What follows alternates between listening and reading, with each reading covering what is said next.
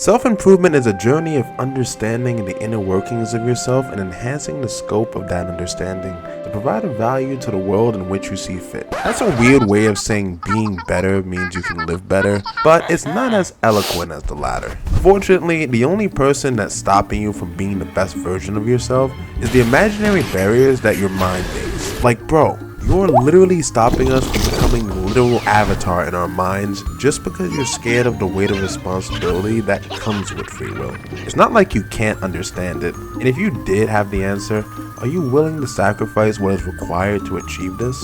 If you are one of the unfortunate souls to contemplate your ideal self, chances are you've asked this question before. If you're even more unlucky, you've likely created a plan to become this person. And if you're unbearingly conscious enough to consider all of these things and still attempt to do them, chances are the physical despair of realizing this might be the path you'll have to take for years with no guarantee of success swallow you whole.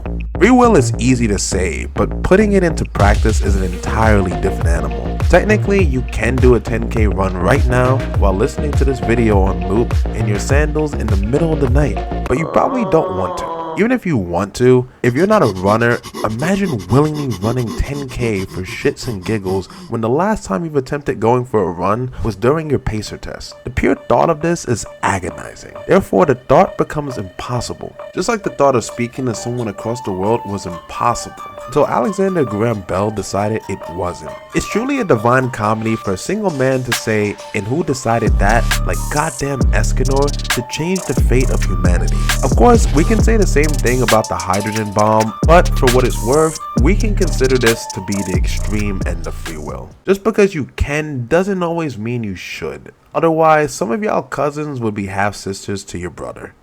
Don't think about that. A genuine desire for change comes at the cost of sacrifice. Every self-improvement podcast or book has beaten that thought into their consumers, but if it worked, why are they still there? I mean, if a therapist is so good, why does he serve the same clients for years on end?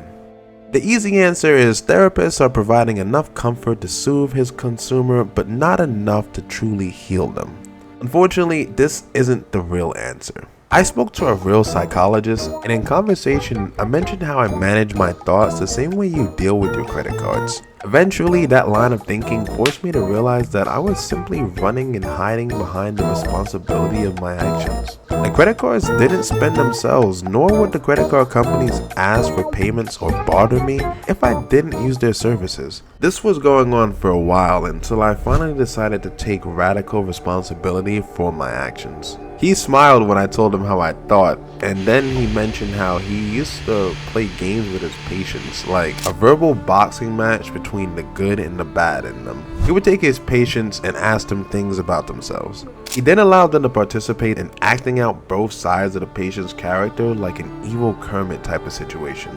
This allowed them to hear and feel the mental limitations they had within their own minds. Eventually, with enough encouragement through therapy from the psychologist and the client began to have a louder voice when speaking to his dark side, gradually taking his own power within himself back.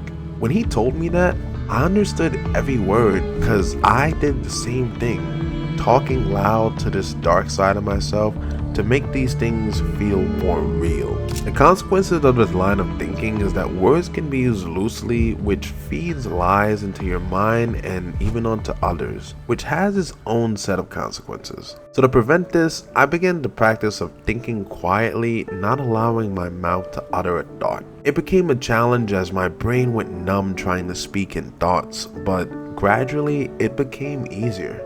I'm still catching myself now and again, but I'm working on it. Free will gives you the ability to literally change fate, reality. If not for the ability to will something into existence, we as people could not create.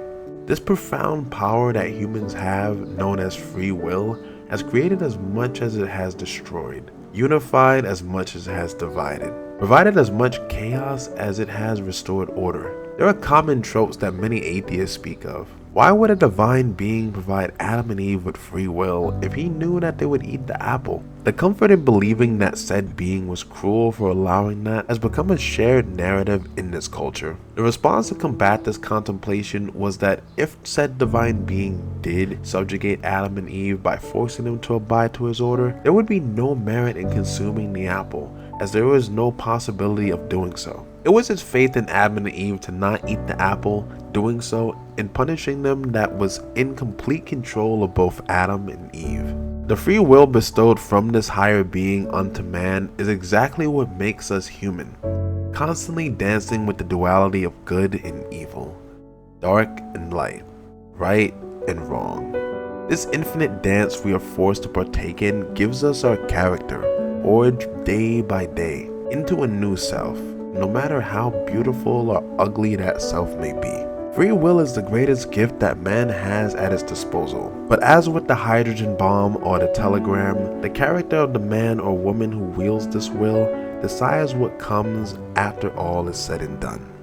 Free will is pretty damn hard, and I'll be the first in saying sorry to say there's no right way to utilize this power. However, I can say, with intentional guidance and discretion for others in mind, even you can expect how beautiful your ideal self will become.